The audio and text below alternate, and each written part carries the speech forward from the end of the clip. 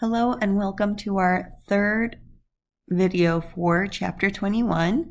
We are going to start with dynamics of blood circulation. So the first thing that we have to mention is that the movement of blood within our vessels are going to be based on three major topics, which include pressure, flow, and resistance.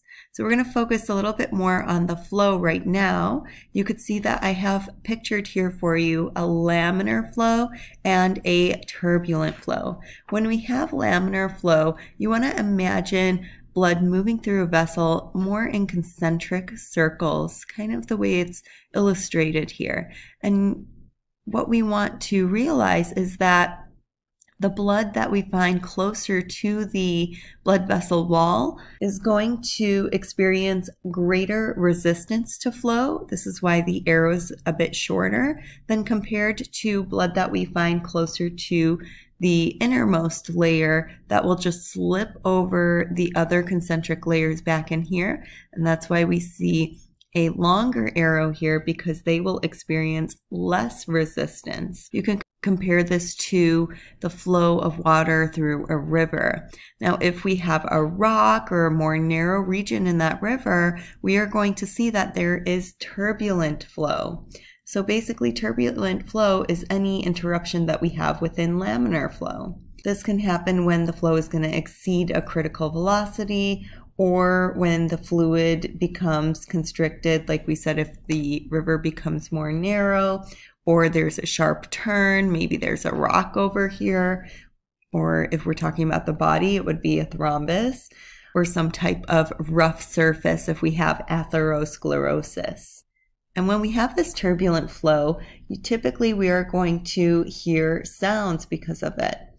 So we can hear sounds as blood moves past valves in the heart or in areas where the artery is going to branch. These would be normal sounds that we expect to hear. But if we hear a sound where we should not be hearing a sound, it's probably because there's some type of abnormal constriction within the blood vessel, and we can expect for there to be some type of thrombus there. To define what blood pressure is, we can say that it's a measure of force exerted by blood against the wall. In order for blood to move through the blood vessels, we need pressure. And we can measure this by listening to the Korsakoff sounds produced by turbulent flow in our arteries as pressure released from the blood pressure cuff. So you may be familiar with taking blood pressure already. If you want to get a more direct reading, then you would want to place a catheter within your patient in a blood vessel, which could be like the femoral artery, for example. Or you can also place a catheter into a chamber of the heart to monitor any pressure changes. But this typically is not used when a patient comes in just for a clinical exam. So health professionals are going to use a oscillatory method. This is going to involve wrapping a blood pressure cuff, which you see pictured here, connected to a sphygmomanometer, which we are using this illustrated portion here. And we place a stethoscope over the brachial artery. Once we have everything in place, we are going to create pressure within the cuff that is high enough to keep the brachial artery closed. So you can see at this point, the cuff is inflated and the brachial artery is collapsed and closed, and you will hear no sound at this point. Then you start to decrease the pressure in the cuff, which keeps the brachial artery closed, but blood is going to start to partially move through as the brachial artery begins to open a little bit. So once again, we have a turbulent blood flow that's going to create a sound for us.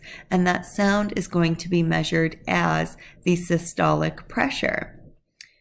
The cuff will then continue to deflate, which opens up the brachial artery more and more until we are going to stop hearing sounds, and that we will record as our diastolic pressure. At this point, the blood flow turns into more of a laminar flow, and that's why we don't hear any more sounds. By using this method, we are at least within 10% of methods that are more direct. When it comes to resistance or peripheral resistance, we are discussing opposition to flow. And we can measure this as the amount of friction blood encounters with our vessel walls are generally in our peripheral or systemic circulation. And this is going to be based on three important sources of resistance. First, we have blood viscosity, which is the thickness or the stickiness of blood, and we'll discuss some details as to how this affects blood pressure and flow. We also can consider total blood vessel length. So the longer the vessel is, the greater resistance we will have. And blood vessel diameter. So if the radius increases, like we see in vasodilation, then resistance is going to decrease and vice versa. We can use a calculation in order to get our peripheral resistance that will consider all of these factors. But I'm not holding you responsible for memorizing that equation, and I will not have you do any math on your exam. So if we just take a look to the right here, we could see that when we have low diastolic pressure, it's due to vasodilation of our arterioles, which is going to allow low peripheral resistance. And when we have a high diastolic pressure, that means that we have vasoconstriction going on, and that gives us high peripheral resistance. Now a little bit more on viscosity. Viscosity is a measure of resistance of liquid to flow. So as viscosity of our blood increases, then the pressure that we need in order to push that blood through the blood vessel is also going to increase. So if we have something that's highly viscous, like syrup, we would need a great amount of pressure in order to push that through a tube. We're going to see that viscosity is largely influenced by hematocrit, which, if you remember from chapter 19, is the percentage of the total blood volume that's composed of red blood cells. As our hematocrit increases, our viscosity is going to increase as well. And anytime we're dehydrated or have a uncontrollable production of our red blood cells, that can lead to an increase in our viscosity from being at the normal level of about 45% to, let's say, for example, 60%. And that means we have the viscosity of about 6 times more of that compared to water, which is going to increase the workload on our heart, and that can lead to heart failure. Vascular compliance is the tendency for your blood vessel volume to increase as blood pressure increases. I like to think of this as just compliance in general, so that as we have a blood vessel that likes to stretch as pressure increases, that means that it has a greater amount of compliance. So let's compare this as if our arteries were a plastic cup and our veins were a water balloon. So if we apply more pressure to that plastic cup, we are not going to be able to hold more volume of blood in there just because we increase the pressure. So if you look at the figure here on the right, you can see that intravascular pressure is increasing, but the arteries are not able to hold as much volume with that increase in pressure. Whereas with our veins, when we fill that water balloon up with a greater volume, it is going to be able to adapt and increase its volume as the pressure increases. Our venous system is going to have a large compliance and allows it to be 24 times greater than that of arteries. And this really is because that they have thinner walls than arteries, so they're able to kind of hold more of the blood and serve as a blood storage or reservoir. About 84% of our total blood volume is found within our blood vessels. So about 64% of that are found within our veins, and 15% of that are found in our arteries, and 5% is found within our capillaries. Now let's discuss the physiology of our systemic circulation.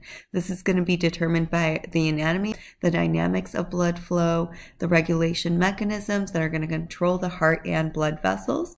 And we've already discussed how our blood volume is contained mostly within our veins because they have greater compliance, and the smaller volumes are found within our arteries and capillaries. When we look at the cross-sectional area of arteries versus capillaries versus veins, we're going to see that as the diameter of a vessel decreases, the total cross-sectional area increases and the velocity of blood flow is going to decrease.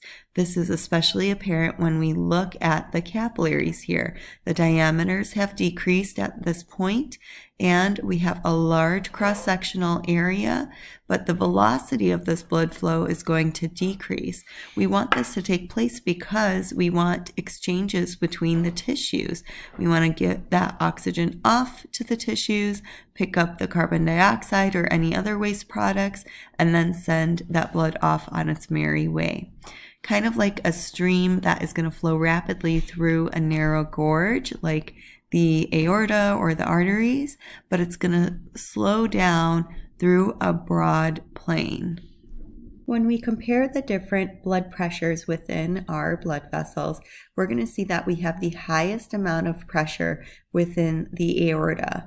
That averages at about 100 millimeters mercury. That is then going to drop to about 0 millimeters mercury by the time the blood gets through the arteries, the arterioles, capillaries, venules, veins, and the vena cava, and back to the right atrium. This is because we have decreased resistance to flow as the cross-sectional area increases. So you can see that we have a lot more fluctuation here between the systole and diastole pressures.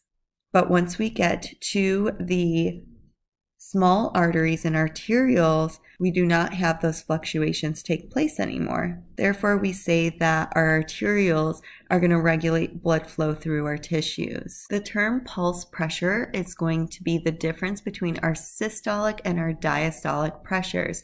You may be familiar that our blood pressure normal reading is around 120/80. So if that was the case, we would take 120 and subtract it from 80 in order to get our pulse pressure. In the example down below, we have a systolic pressure of 110 and diastolic pressure of 68. We subtract them and we get the pulse pressure of 42. We'll see that this pulse pressure will also increase when stroke volume is going to increase. So for example, when you are exercising, that causes an increase in stroke volume, or it could be due to vascular compliance decreases. As you age, that typically happens, and the pressure is going to rise. Our pulse pressure can be used in order to take a pulse and determine the heart rate and rhythmicity. So we're going to look at a couple of the more frequent sites to measure pulse, but the most popular one is going to be at the radial artery. So you would find the radial artery right below the area of the thenar muscle group, that bulk at the bottom of your thumb, just proximal to that in the wrist region or the carpal region. Other areas we can take a pulse is the brachial artery, and this would be the medial side of your arm. You can also take the axillary artery pulse. You can use your facial artery, the superficial temporal artery, the common carotid artery is another very popular area to take the pulse, or the femoral artery, which you already know you can find in your femoral triangle. We can use the popliteal artery behind the knee, the dorsalis pedis artery, that would be anterior to our ankle, and the posterior tibial artery that you would find just posterior to that medial malleolus. Next, let's discuss capillary exchange and how we regulate interstitial fluid volume. So we've already discussed how the capillaries are going to exchange substances with the tissues, and the most important means of exchange is going to be diffusion. When we have a lipid-soluble molecule that crosses our capillary walls, it's going to diffuse through the plasma membrane. So examples of this would be like oxygen or carbon dioxide, steroid hormones, or fatty acids. But when we have water-soluble molecules diffusing, it has to be through intercellular spaces or through fenestrations of capillaries. or we can also sometimes use certain transporters to get amino acids through the cell and into our capillary. Another example would be glucose. Things that could affect movement of molecules through the capillaries is blood pressure, the capillary's permeability, depending on which type of capillary we have, and osmosis. What we typically see is that fluid will move out of the capillaries at the arterial end and into the tissues. And as we move closer to the venule end, we'll start to see that all of that fluid that we moved out at the arterial end is being placed back into the venous end of the capillaries, but about 10% will remain in the tissues, and that'll be picked up by the lymphatic system and returned back into our venous circulation. And we're going to discuss more on this at the end of our quarter when we discuss the lymphatic system. A bit more on fluid exchange across capillary walls. When we have a net filtration pressure, we're talking about the force responsible for moving the fluid across the capillary walls. And there are two forces that affect pressure, and that's going to be the hydrostatic pressure and osmotic pressure. What our hydrostatic pressure is a physical pressure of the blood flowing through the vessels or of fluid in the interstitial spaces. Our osmotic pressure is going to be the movement of solutes, whether it's plasma or tissue fluid, through a membrane, typically the plasma membrane, in the presence of a non-diffusible solute, such as a large protein. Large proteins aren't going to be able to move through the capillary walls easily, and the difference in protein concentrations between the blood and interstitial fluid is responsible for osmosis. If you remember, osmosis is the diffusion of water, and so the more solutes that we have in an area, the more the water is going to want to move to that area where we have a higher solute concentration. When we are standing, hydrostatic pressure caused by gravity increases blood pressure below the heart and decreases pressure above the heart. And what we can do is use our skeletal muscles to contract to help move this venous blood back up our veins to move it back to the heart. Our valves will also assist us to make sure that this blood does not move back down. Now let's discuss the control of blood flow in the tissues. We could do this through 3 different avenues. Our first one is local control, and in most tissues, our blood flow is going to be proportional to the metabolic needs of the tissues. Second, we'll have our nervous system that'll be responsible for routing our blood flow and maintaining our blood pressure. And lastly, hormonal control, where our sympathetic action potentials or nerve impulses are going to stimulate epinephrine and norepinephrine release. So when we have local control, we are going to call upon our precapillary sphincters to assist us.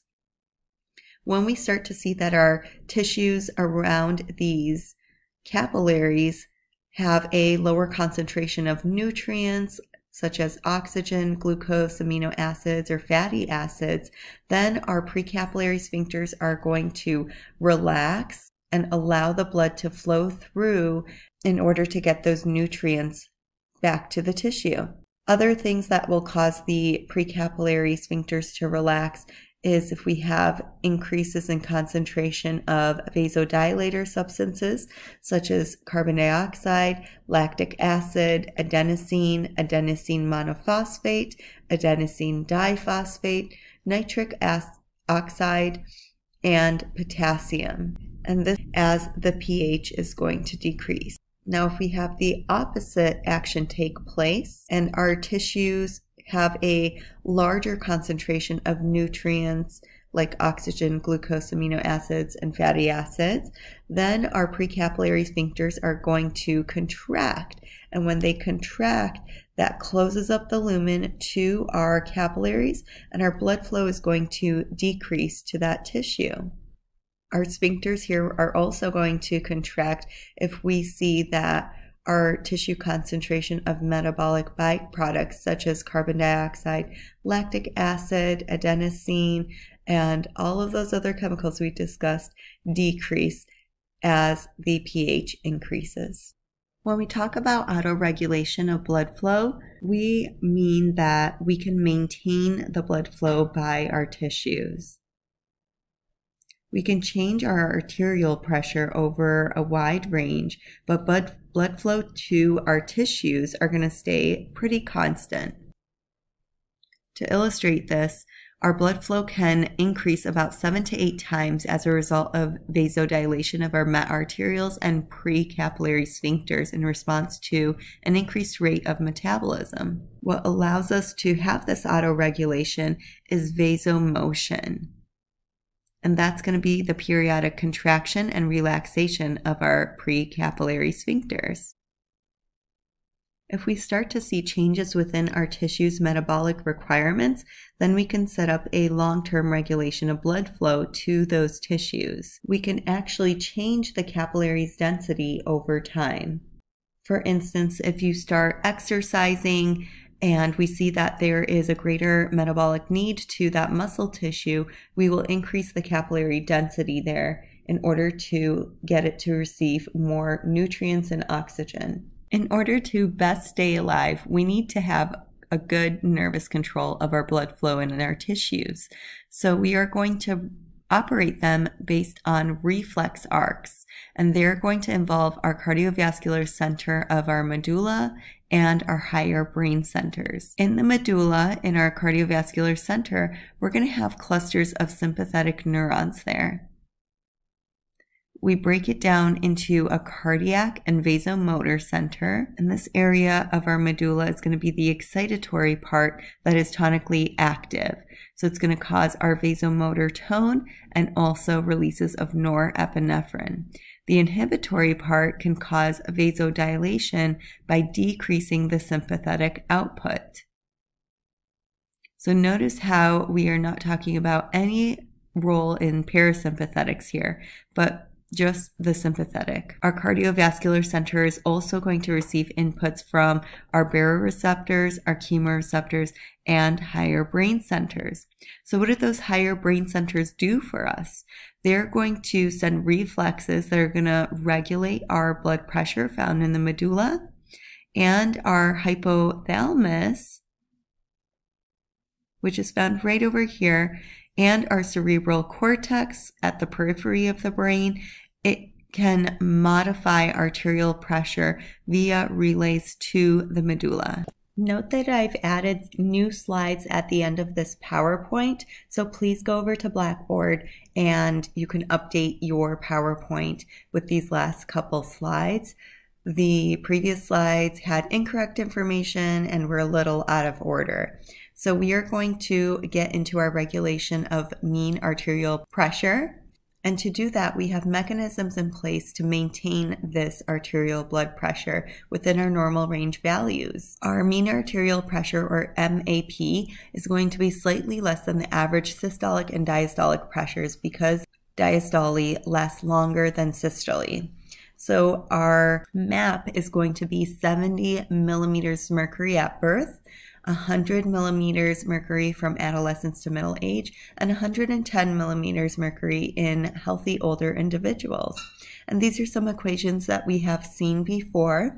That MAP is going to equal our cardiac output multiplied by our peripheral resistance. Or we can also use the equation of heart rate multiplied by stroke volume, because that is the equation for cardiac output, and multiply that with peripheral resistance. Also note that MAP is going to be proportional to heart rate and stroke volume and peripheral resistance. So if any of these values increase, then our MAP is also going to increase. In order to regulate our pressure, we can use two systems, our short-term and our long-term. So we'll start off with our short-term regulation of blood. You may recognize the baroreceptor reflexes. These are the sensory receptors that are going to be sensitive to stretch.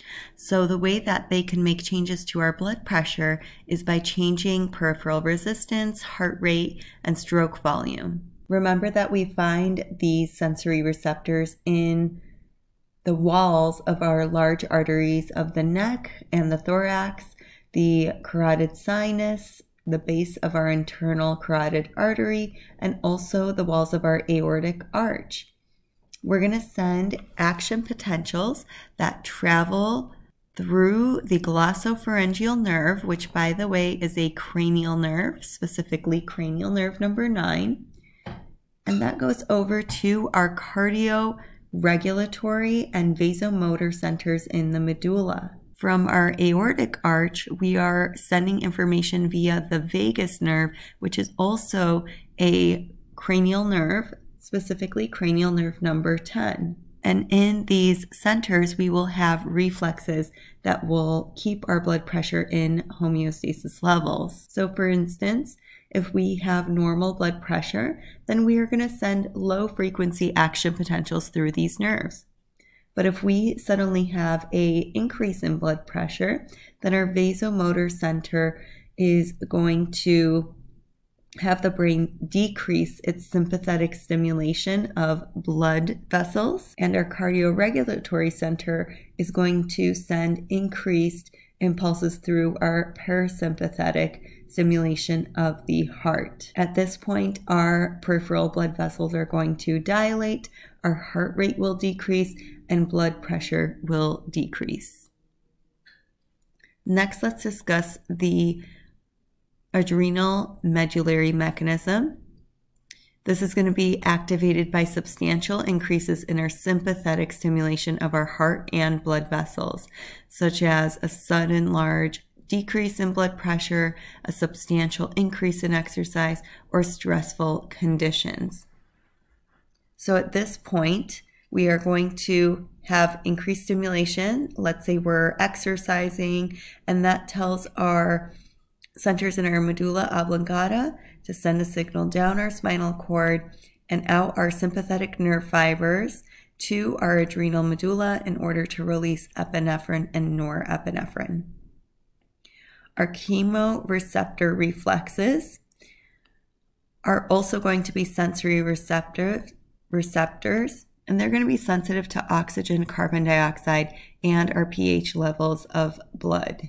These reflexes are going to be stimulated whenever we have decreases in our blood oxygen levels, increases in our carbon dioxide levels, or decreases in pH. Note that as our carbon dioxide levels increase, our pH levels are going to decrease. And the same thing is going to take place, but vice versa. So if we have our blood carbon dioxide levels decrease, then our blood pH is going to increase. So let's say we do have a decrease in oxygen, increase in carbon dioxide, and decrease in pH. Then we are going to have a decrease in the parasympathetic stimulation of the heart, which would cause an increase in heart rate. We would increase sympathetic stimulation of the heart, which also causes an increase in heart rate and also an increase in stroke volume. And we are going to increase sympathetic stimulation of blood vessels, which means we are going to have vasoconstriction take place. And lastly, we have our central nervous system ischemic response. This is going to take place when we have really low oxygen levels, increased carbon dioxide, or a decrease in pH in our medulla. At this point, our medulla is not getting enough blood flow, so it responds to help increase the blood pressure. And this will only take place in emergency circumstances where we see that the blood pressure is going to fall below the level of 50 millimeters mercury. At this point, our vasomotor center is going to be very strongly stimulated, causing an increase in blood flow to the brain by vasoconstriction. Now, this can't last too long. Remember, this is short term. So over time, the vasomotor center is going to become inactive. Now let's move into the long-term regulation of blood pressure. We have two systems or mechanisms in place here. We have the renin-angiotensin-aldosterone mechanism, and this is going to be something that you are going to be revisiting many, many times. So it's good to have this memorized pretty much right now. So let's start with when we have a decrease in blood pressure. Our kidney is going to release a hormone called renin. Renin goes over and takes angiotensinogen that has been released by the liver and converts it over to angiotensin 1. From there, we are going to take the angiotensin converting enzyme in our lungs and capillaries, which will help convert angiotensin 1 into angiotensin 2. Angiotensin 2 will do a couple of things, but mainly for now, we will know that it's going to cause vasoconstriction, which will increase our blood pressure, and it will also release aldosterone from the adrenal cortex. Aldosterone is going to cause increased sodium reabsorption, which in turn will also increase water reabsorption into our blood, which will raise our blood pressure. Next, we have our vasopressin or ADH, antidiuretic hormone mechanism. So here we are going to have our blood pressure dropping, and we know that because our baroreceptors in the aortic arch, carotid sinus have told us this. At that point, the osmoreceptors are detecting an increase in osmotic pressure. And so our ADH is released from the posterior pituitary gland, which goes over to our blood vessels and causes them to vasoconstrict, which will lead to an increased blood volume and increased blood pressure.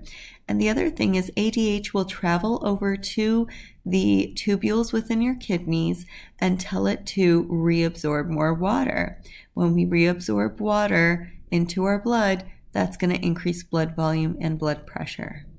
These mechanisms can help regulate from minutes to hours to days or even weeks. This is a nice summary of the long-term control that takes place when blood pressure changes. So let's just go through an example here. So if we have an increase in blood pressure, what will happen is our renin-angiotensin aldosterone mechanism is going to detect that increase in blood pressure and produce angiotensin 2 and cause secretion of aldosterone from the adrenal cortex will decrease.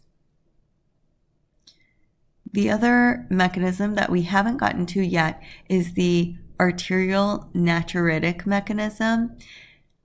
Within the atrial walls, we have cardiac muscle cells that will detect an increase in atrial blood pressure and will start secreting this hormone. That will then cause vasodilation, decreases in the peripheral resistance to blood flow, and more sodium and water are going to be lost in the urine, and that results in decreasing blood volume, which in turn decreases the blood pressure. So let's talk about that hormone just a little bit more. This is an antagonist to aldosterone. Like we said, it's released from cardiac muscle when we have increased blood pressure and will cause us to have increased urinary production, which will reduce our blood volume and blood pressure. We can also have something called fluid shift take place, where we will have movement of a fluid from interstitial spaces in our tissues into the capillaries. And this is in response to a decreased blood pressure to maintain our blood volume and vice versa. Lastly, we have our stress relaxation response. Here we're going to adjust the blood vessel smooth muscle to respond to changes in our blood volume. So when blood volume is going to decrease all of a sudden, then our pressure drops and our smooth muscles are going to contract, and the vice versa will take place. So that is it for our chapter 21. If you have any questions, please feel free to reach out to me, and hopefully I will see you in our virtual tutoring session.